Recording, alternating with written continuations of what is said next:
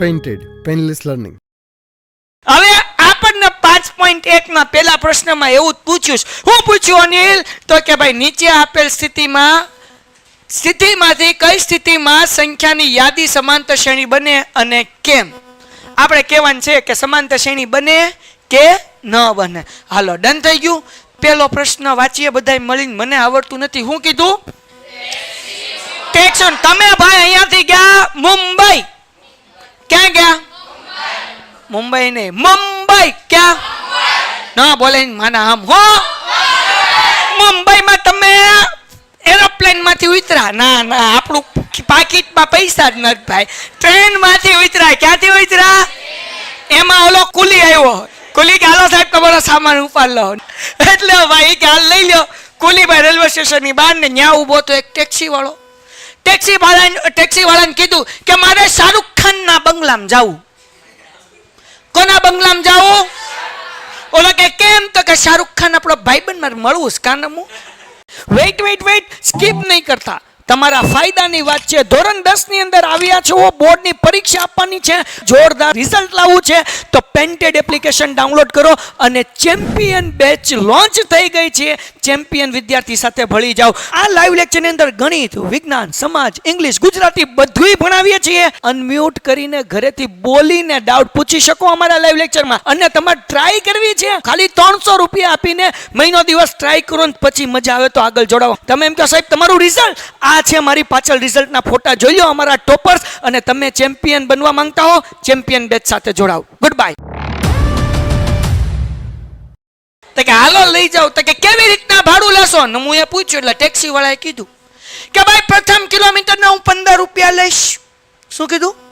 પ્રથમ કિલોમીટરના 15. અને પછીના દરેક વધારાના પ્રત્યેક કિલોમીટર માટે 8 રૂપિયા લઈશ. એટલે પહેલા કિલોમીટરના 15 લેશે, પછી દરેક કિલોમીટરમાં 8 રૂપિયા વધતો જશે. હાલો ભાઈ, પહેલાના 15, પછી લીધા 8 એટલે કેટલા થયા? 23. પછી પાછા 8 કરો એટલે કેટલા થાય? કરો, મને આવડતું નથી. 31. એમાં પછી પાછા 8 ઉમેરો એટલે એમ કીધું કે પેલા કિલોમીટરના જે છે હું કેટલા લઈશ? 15 લઈશ. પછી દરેક કિલોમીટરના વધારાના 8 રૂપિયા એટલે પેલાના 15, બીજાના કેટલા? પછી સમાંતર શ્રેણી થાય કે ન થાય? થાય. કેમ થાય? કેટલાનો ગેપ છે? પાકું 100%.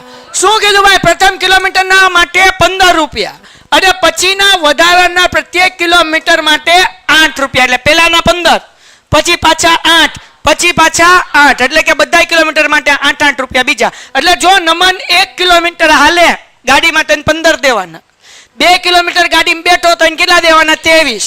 3 મીટર બેઠો તો 31 અને 4 કિલોમીટર બેઠો તો 39 રૂપિયા. અગર નમન જે છે એ ટેક્સીમાં 5 કિલોમીટર બેઠો તો હજી 8 રૂપિયા ઉમેરવાના. સમજાણું કે ન સમજાણું? તો ભાઈ નમનભાઈને 15 રૂપિયા દેવાના, 2 હોય તો 23 દેવાના, 3 હોય તો 31 દેવાના અને 4 કિલોમીટર હોય તો 39 દેવાના. તો બધા વચ્ચે ગેપ 8 નો જ છે ને.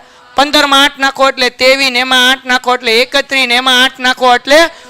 તો હવે જો અહીંયા ધ્યાન રાખવાનું સૂત્ર છે. શું છે? જો અહીંયા કહું છું 15, 23, 31, 39.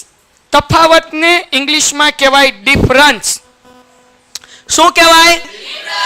ડિફરન્સ. ઉપરથી આવ્યું ડી. તો કેમ મળે? તો કે ભાઈ બીજા પદમાંથી પેલું પદ માઇનસ કરવાનું. તો આ 15 છે એને પેલું પદ કહેવાય, 23 છે એને બીજું કહેવાય, 31 છે એને ત્રીજું કહેવાય, ના કેટલામું કહેવાય? ચોથું. તો આપણે A2 માઇનસ A1 કરીએ તો ભાઈ 23 માઇનસ 15 8 આવશે. બીજો ડી ગોતીએ એટલે કે ત્રીજા પદમાંથી બીજું પદ માઇનસ કરીએ. 31 માંથી 23 જાય એટલે કેટલા વધે? 8. ગેપ કેવો છે? સમાન. હજી એક ડી ગોતી લઈએ ભાઈ આપણે 39 એટલે કે A4 માંથી આપણે શું કરીએ ભાઈ? ટોમ A4 માઇનસ A3 ચોથા પદમાંથી ત્રીજું પદ માઇનસ કરીએ એટલે જવાબ કેટલો આવે? તો અહીંયા ડી નો જવાબ કેવો આવે છે? બધાયનો સરખો કે અલગ અલગ? તો અહીંયા લખીએ કે અહીં તફાવત સમાન હોવાથી સમાંતર શ્રેણી બને. હું લખવાનું સમાંતર દાખલો થઈ ગયો. લ્યો હાલો ક્લિયર, ડન થઈ ગયું. હા બચ્ચા સૂત્ર સમજાવો. તફાવતનું સૂત્ર છે જુઓ, બીજા પદમાંથી પેલું પદ માઇનસ કરવાનું એટલે a2 માઇનસ a1 એટલે 23 માંથી 15 કાઢ્યા એટલે 8 આવ્યું. બીજો તફાવત ગોઈતો આપણે જોવું પડશે કે બધા વચ્ચે 8 8 જ છે ને એમ, એટલે આપણે ત્રીજા પદમાંથી બીજું પદ શું કર્યું? માઇનસ કર્યું, તોય 8 જવાબ આવ્યો. પછી પાછો ડી ગોત્યો, ચોથા પદમાંથી કયું પદ માઇનસ કર્યું? ત્રીજું, એટલે 39 માઇનસ 31 એટલે જવાબ આવ્યો 8. બધાનો તફાવત સરખો છે, એનો મતલબ એવો થાય કે આ સમાંતર શ્રેણી છે. ડન થઈ ગયું? પાકું? હાલો ભાઈ બીજો દાખલો કરીએ. શું કીધું બીજા દાખલામાં? નળાકારમાં રહેલા હવાનું પ્રમાણ હવા કાઢતા પંપ દ્વારા દર વખતે નળાકારની બાકી રહેલ હવાનું ચોથા ભાગની હવા બહાર કાઢે છે.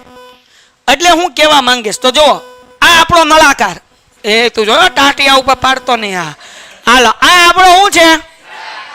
હવે માનો કે આમાં 100 યુનિટ હવા છે, 100 એકમ હવા છે, એકમ કહીએ છીએ આપણે. હું આમ પહેલી વાર આમ દબીશ ને, ના ના નથી દબાવવા જેવું, ચાલો તો પહેલી વાર આમ દબીશ ને તો 25 એનું ચોથા ભાગની હવા શું થઈ જશે? નીકળી જશે. એટલે માનો ધારો કે 100 એકમ હવા છે, આપણે ધારીએ છીએ. પેલા કેટલી છે? હવે એક વાર આમ દબ્યું ટમ એટલે ચોથા ભાગની હવા શું થઈ જશે? તો 100 નો ચોથો ભાગ એટલે તો ભાઈ 25 ચોકું 100, જો 100 નો ચોથો ભાગ એટલે કે 100 ગુણ્યા 1/4 એટલે 25 ચોકું 100, એટલે 100 માંથી 25 એકમ હવા નીકળી જાય તો કેટલી વધી? હવે 75. પેલા 100 હતું, ઓલા એમ પૂપ કર્યું એટલે 25 નીકળી ગયું, 75 વધ્યું. હવે અહીંયા મોહિદ્દીન આવ્યો અને એ ભાઈ શું કર્યું? પૂપ એટલે પાછી 25 હવા નીકળી. કેટલી નીકળી? હવે કેટલા વધ્યા હતા ભાઈ? 75. એના ચોથા ભાગની હવા કાઢીએ ભાઈ. તો અહીંયા 75 ભાગ્યા 4 કરીએ, બરાબર ને? મને આવડતું નથી, જરાક કહેજો મને. 4 એકા 4, 7 માંથી 4 જાય એટલે 3, ઉપરથી ઉતાર્યા 5. ઓકે, 4 નવા 36, 4 અઠ્ઠા 32. કેટલા વધ્યા? 3. પોઈન્ટ મૂકીને 0. પછી શું આવશે? બોલો. 4 નવા 4 સત્તા 28. હાય હાય, 2 એમનેમ 0 ને 4 પંચા ને 20. તો કેટલું? તો કે 75 માંથી કેટલું માઇનસ થાય? 18.75. હાલો 75.00. તો આપણે 18 પોઈન્ટ શું કરીએ? કેટલું માઇનસ કરવાનું છે? 75. મન બાદ બાકી આવડતી. હાલો આપણે અહીંયા 4 કરી નાખીએ, અહીંયા 9 ને અહીંયા 10. 10 માંથી 5 જાય 5, 9 માંથી 7 જાય. બોલો બોલો, 4 માંથી 8 જાય? ન જાય. 14 માંથી 8 જાય એટલે 6. 6 માંથી 1 જાય એટલે તો હવે અંદર કેટલું? ઠીક 5. મને આવડે નહીં, આ તો તમે બોલો એટલે. હાલો તો હવે હવા કેટલી વધી? 56. બસ આપણે 3 પદ જ રાખીએ.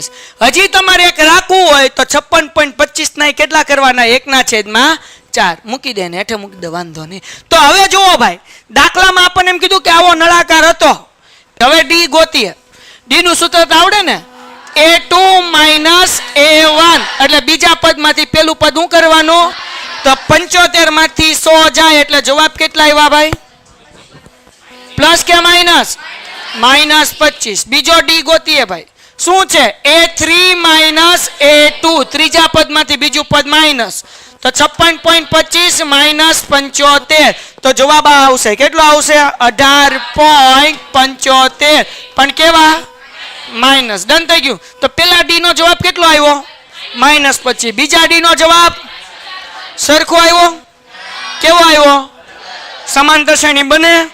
અહીંયા લખવાનું કે અહીં તફાવત સમાન ન હોવાથી સમાંતર શ્રેણી બને. દાખલો થઈ ગયો. Painted, Painless Learning.